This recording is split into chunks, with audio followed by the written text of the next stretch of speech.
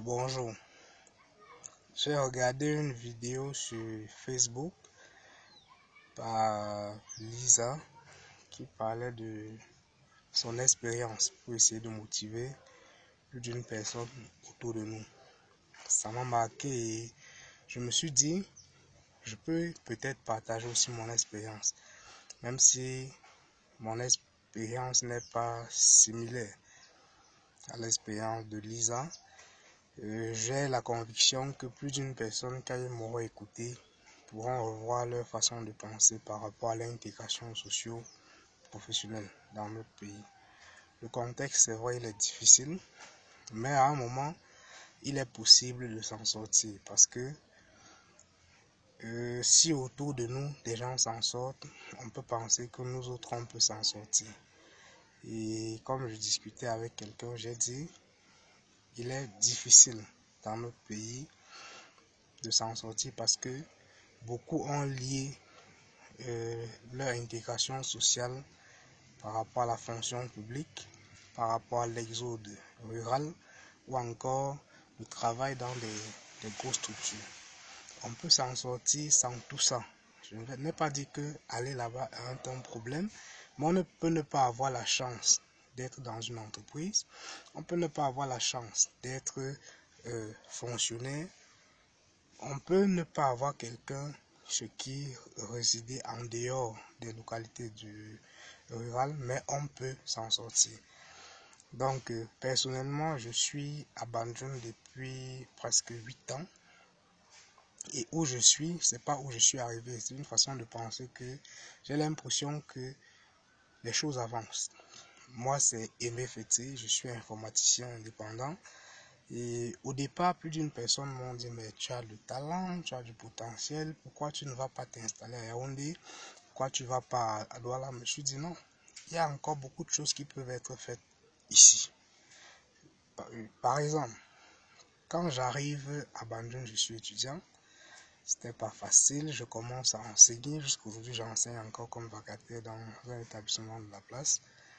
Et c'est par là que je dis, il faut s'en sortir, puisque vous imaginez ce que peut percevoir un vacataire dans un établissement public. Sur 12 mois, on peut lui donner un salaire, quel que soit le montant, on peut lui donner un salaire sur 9 mois maximum.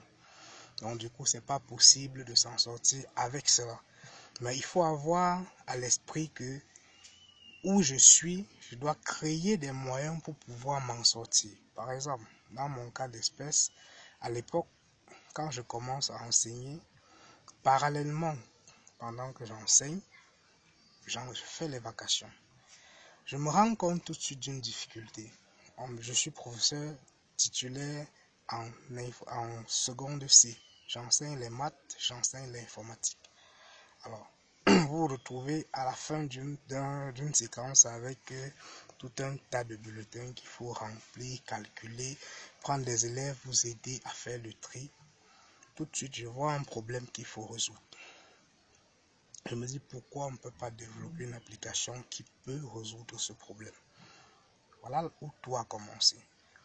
Je fais la proposition à mon proviseur qui ne veut pas travailler directement avec moi, qui fait un appel d'offres et le montant devient très élevé.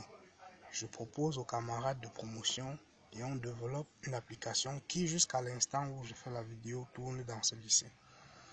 C'est comme ça qu'on mûrit l'idée et on se dit, attendez, on peut faire la même chose ici, on peut faire la même chose ailleurs.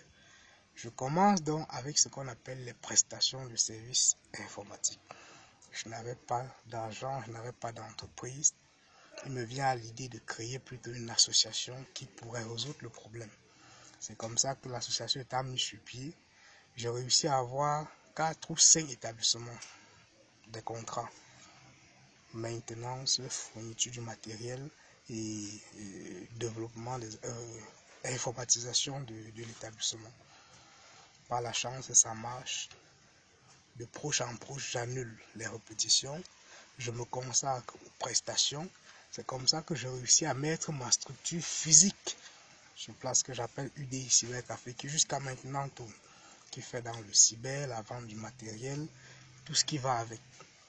Donc aujourd'hui, je n'ai pas le sentiment de regret C'est-à-dire que celui qui en 2012 me demandait d'aller à Yaoundé, je ne suis pas sûr que lui qui est allé, forcément il s'en sort. Parce que il y va, il n'a pas une idée, il veut être en ville et il veut s'en sortir.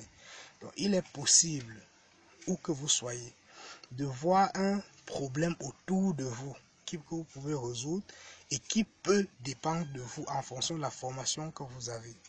Donc je ne voudrais pas, et le défaut c'est de vouloir faire comme celui qui s'en est tiré, c'est-à-dire vous voyez quelqu'un qui a réussi, vous voulez faire comme lui, mais vous ne vous demandez pas si vous avez les mêmes aptitudes. Est-ce que vous avez les mêmes aptitudes? Est-ce que vous avez le même référentiel pour pouvoir vous tirer du jeu? Donc moi je crois que chacun de vous, nous devrait savoir quelle est la capacité que j'ai. C'est pas parce que celle-là vend les tomates et s'en sort que théoriquement moi en vendant les tomates je vais m'en sortir. Non, mais si je connais ce que je vaux, dans mon environnement immédiat, il est possible pour moi de m'insérer.